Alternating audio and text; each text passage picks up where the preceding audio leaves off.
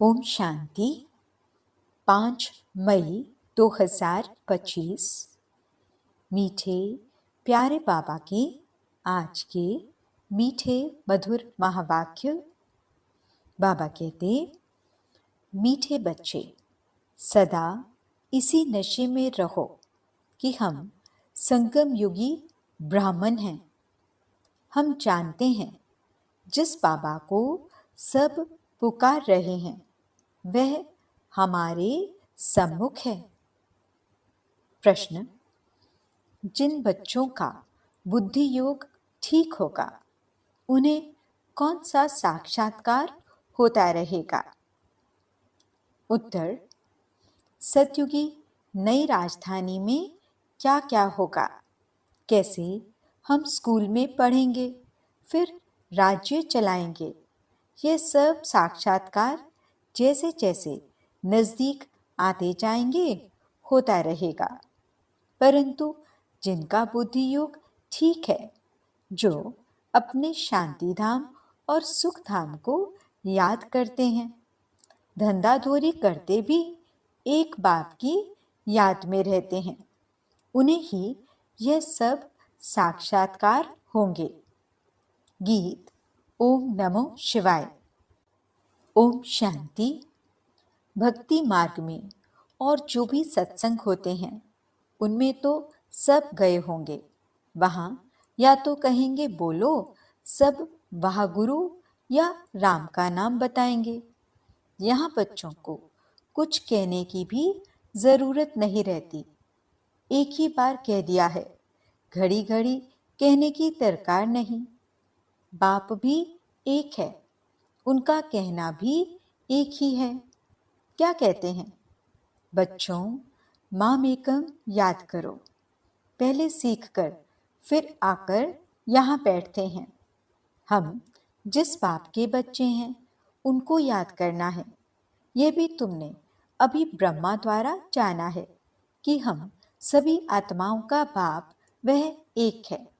दुनिया यह नहीं जानती, तुम जानते हो। हम सब उस बाप के बच्चे हैं। उनको सभी गॉड फादर कहते हैं। अब फादर कहते हैं, मैं इस साधारण तन में तुमको पढ़ाने आता हूँ। तुम जानते हो बाबा इनमें आए हैं, हम उनके बने हैं। बाबा ही आकर पतित से पावन होने का रास्ता बताते हैं। ये सारा दिन बुद्धि में रहता है। यूं शिव बाबा की संतान तो सब हैं, परंतु तुम जानते हो और कोई नहीं जानते हैं। तुम बच्चे समझते हो हम आत्मा हैं। हमको बाप ने फरमान किया है कि मुझे याद करो, मैं तुम्हारा बेहद का बाप हूँ। सब चिल्लाते रहते हैं कि पतित पावन आओ, हम पतित बने हैं। ये देह नहीं कहती, आत्मा इस शरीर द्वारा कहती है। 84 जन्म भी आत्मा लेती है ना। यह बुद्धि में रहना चाहिए कि हम एक्टर्स हैं। बाबा ने हमको अब त्रिकालदर्शी बनाया है। आदि मध्य अंत का ज्ञान दिया है। बाप को ही सब बुलाते हैं ना। अभी भी वह कहेंगे, कहते रहते हैं कि आओ, और तुम संगम युगी ब्राह्मण कहते हो। बाबा आया हुआ है। इस संगम युग को भी तुम जानते हो। यह पुरुषोत्तम युग गाया जाता है। पुरुषोत्तम युग होता ही है कलयुग के अंत और सतयुग के आदि के बीच में। सतयुग में सत्पुरुष, कलयुग में झूठे पुरुष रहते हैं। सतयुग में जो होकर गए हैं उनके चित्र हैं। सबसे पुराने के पुराने यह चित्र हैं। इनसे पुराने चित्र कोई होते नहीं। ऐसे तो बहुत मनुष्य फालतू चित्र बैठ बनाते हैं। ये तुम जानते हो कौन कौन होकर गए हैं। जैसे नीचे अम्बा का चित्र बनाया है अथवा काली का चित्र है, तो ऐसी भुजाओं वाली हो थोड़े ही सकती है। अम्बा को भी 2 भुजाएं होंगी ना। मनुष्य तो जाकर हाथ जोड़ते पूजा करते हैं। भक्ति मार्ग में अनेक प्रकार के चित्र बनाए हैं। मनुष्य के ऊपर ही भिन्न भिन्न प्रकार की सजावट करते हैं तो रूप बदल जाता है। यह चित्र आदि वास्तव में कोई है नहीं, यह सब है भक्ति मार्ग। यहाँ तो मनुष्य लूले लंगड़े निकल पड़ते हैं। सतयुग में ऐसे नहीं होते। सतयुग को भी तुम जानते हो, आदि सनातन देवी देवता धर्म था। यहाँ तो ड्रेस देखो, हर एक की अपनी अपनी कितनी वैरायटी है। वहाँ तो यथा राजा रानी तथा प्रजा होते हैं। जितना नजदीक होते जाएंगे तो तुमको अपनी राजधानी की ड्रेस आदि का भी साक्षात्कार होता रहेगा। देखते रहेंगे। हम ऐसे स्कूल में पढ़ते हैं, यह करते हैं। देखेंगे भी वह जिनका बुद्धि योग अच्छा है, अपने शांति धाम सुख धाम को याद करते हैं। धंधा दोरी तो करना ही है। भक्ति मार्ग में भी धंधा आदि तो करते हैं ना। ज्ञान कुछ भी नहीं था, ये सब है भक्ति। उसको कहेंगे भक्ति का ज्ञान। वह ये ज्ञान दे न सकें कि तुम विश्व के मालिक कैसे बनेंगे। अभी तुम यहाँ पढ़कर भविष्य विश्व के मालिक बनते हो। तुम जानते हो यह पढ़ाई है ही नई दुनिया अमरलोक के लिए। बाकी कोई अमरनाथ पर शंकर ने पार्वती को अमर कथा नहीं सुनाई है। वह तो शिव शंकर को मिला देते हैं। अभी बाप तुम बच्चों को समझा रहे हैं, यह भी सुनते हैं। बाप बगैर सृष्टि के आदि मध्य अंत का राज कौन समझा सकेंगे। ये कोई साधु संत आदि नहीं है। जैसे तुम गृहस्थ व्यवहार में रहते थे, वैसे यह भी ड्रेस आदि सब वही है। जैसे घर में माँ बाप बच्चे होते हैं, फर्क कुछ नहीं है। बाप इस रथ पर सवार हो आते हैं बच्चों के पास। यह भाग्यशाली रथ गाया जाता है। कभी बैल पर सवारी भी दिखाते हैं। मनुष्यों ने उल्टा समझ लिया है। मंदिर में कभी बैल हो सकता है क्या? श्री कृष्ण तो है प्रिंस, वे थोड़े ही बैल पर बैठेंगे। भक्ति मार्ग में मनुष्य बहुत मूंझे हुए हैं। मनुष्यों को है भक्ति मार्ग का नशा, तुमको है ज्ञान मार्ग का नशा। तुम कहते हो इस संगम पर बाबा हमको पढ़ा रहे हैं। तुम हो इस दुनिया में, परंतु बुद्धि से जानते हो हम ब्राह्मण संगम युग पर हैं। बाकी सब मनुष्य कलयुग में हैं। यह अनुभव की बातें हैं।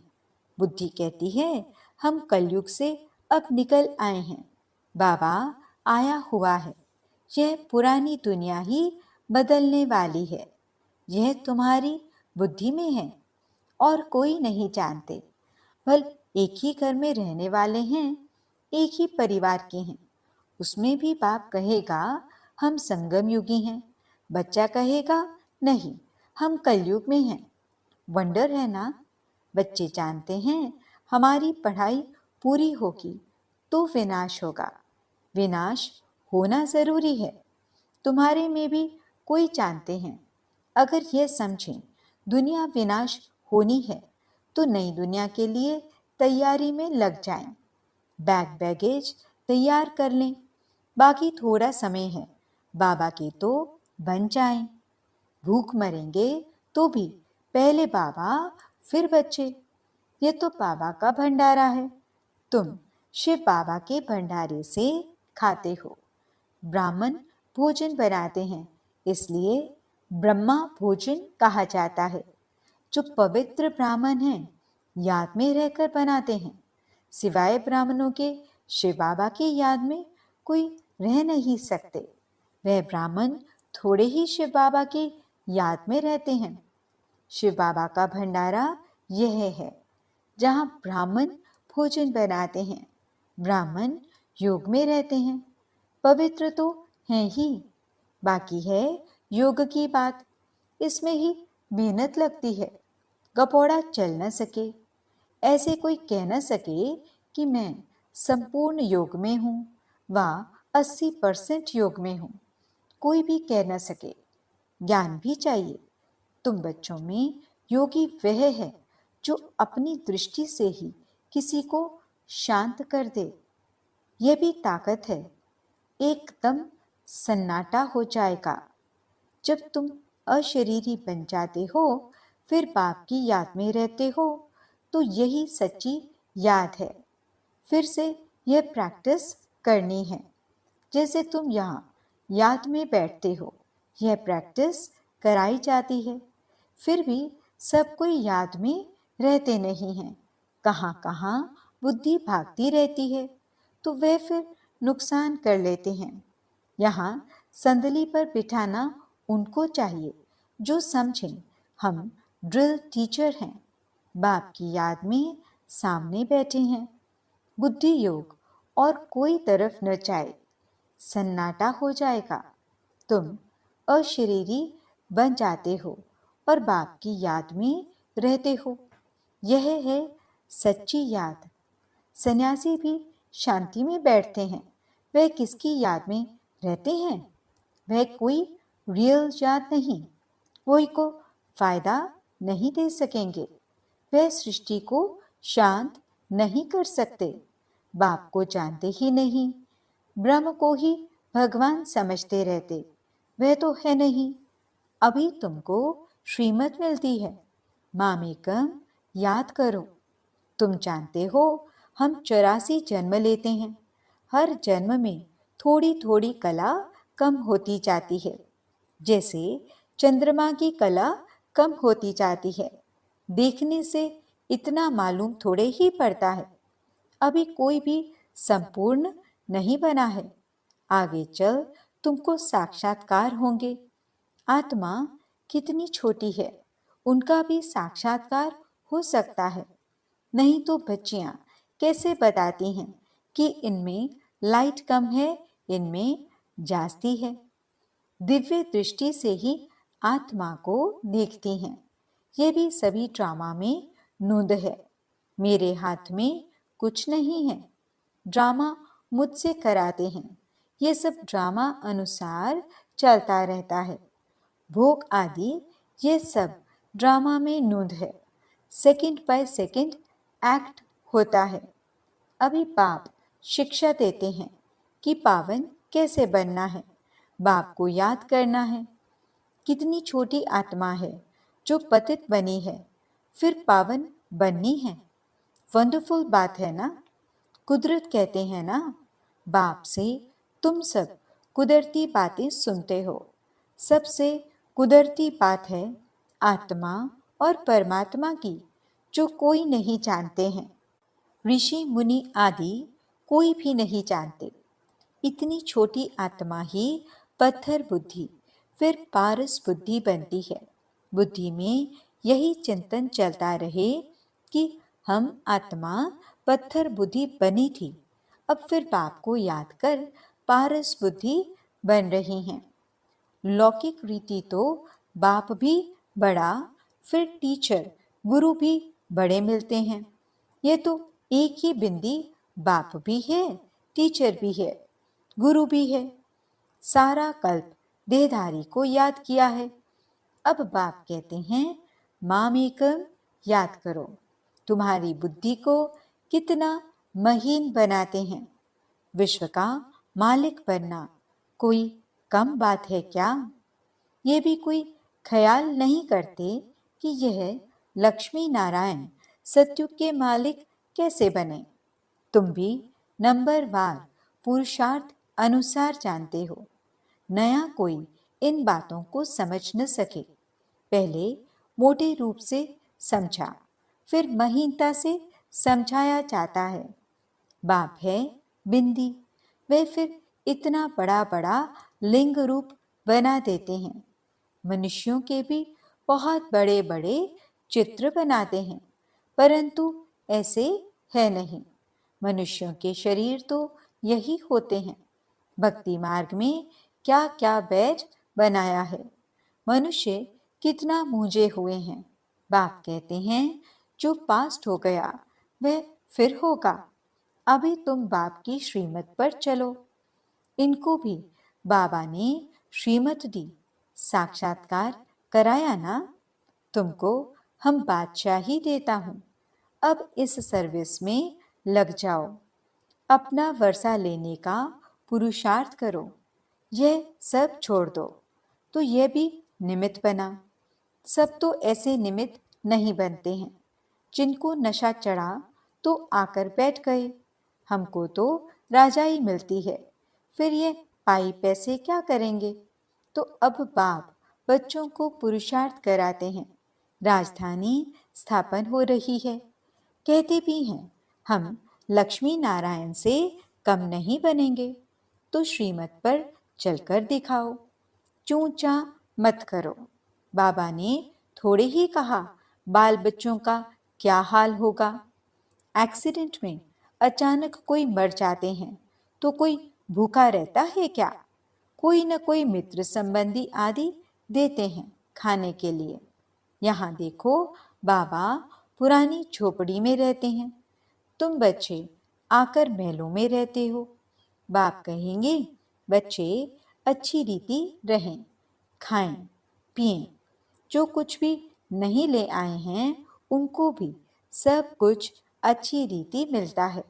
इस बाबा से भी अच्छी रीति रहते हैं। शिव बाबा कहते हैं हम तो हैं ही रमता योगी, कोई का भी कल्याण करने जा सकता हूँ। जो ज्ञानी बच्चे हैं वह कभी साक्षात्कार आदि की बातों में खुश नहीं होंगे, सिवाय योग के और कुछ भी नहीं। इन साक्षात्कार की बातों में खुश नहीं होना। अच्छा, मीठे मीठे सिकिलते बच्चों प्रति माता पिता बाप दादा का याद प्यार और गुड मॉर्निंग। रूहानी बाप की रूहानी बच्चों को नमस्ते। हम रूहानी बच्चों की रूहानी बाप दादा को दिल व जान सिख व प्रेम से नमस्ते नमस्ते नमस्ते जी।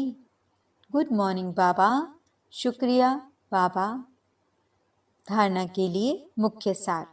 पहला पॉइंट, योग की ऐसी स्थिति बनानी है जो दृष्टि से ही किसी को शांत कर दें, एकदम सन्नाटा हो जाए। इसके लिए अशरीरी बनने का अभ्यास करना है। दूसरा पॉइंट, ज्ञान के सच्चे नशे में रहने के लिए याद रहे कि हम संगम युगी हैं। अब यह पुरानी दुनिया बदलने वाली है। हम अपने घर जा रहे हैं। श्रीमत पर सदा चलते रहना है, चूंचा नहीं करनी है।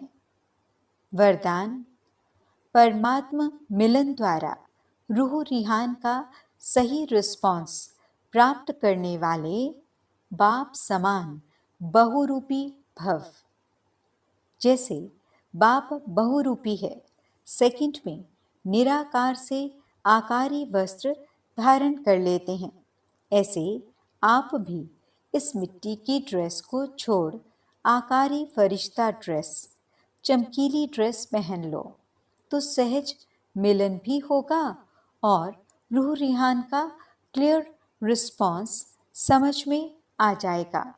क्योंकि यह ड्रेस पुरानी दुनिया की वृत्ति और वाइब्रेशन से, माया के वाटर या फायर से प्रूफ है।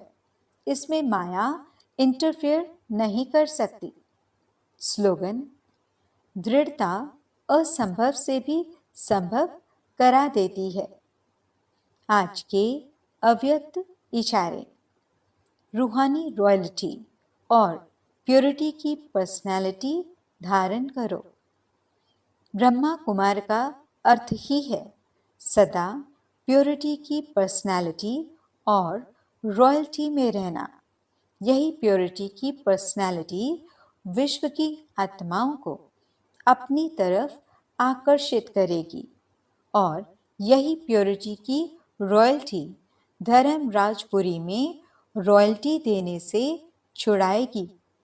इसी रॉयल्टी के अनुसार भविष्य रॉयल फैमिली में आ सकेंगे। जैसे शरीर की पर्सनैलिटी देह भान में लाती है, ऐसे प्योरिटी की पर्सनैलिटी देही अभिमानी बनाए बाप के समीप लाती है। ओम शांति।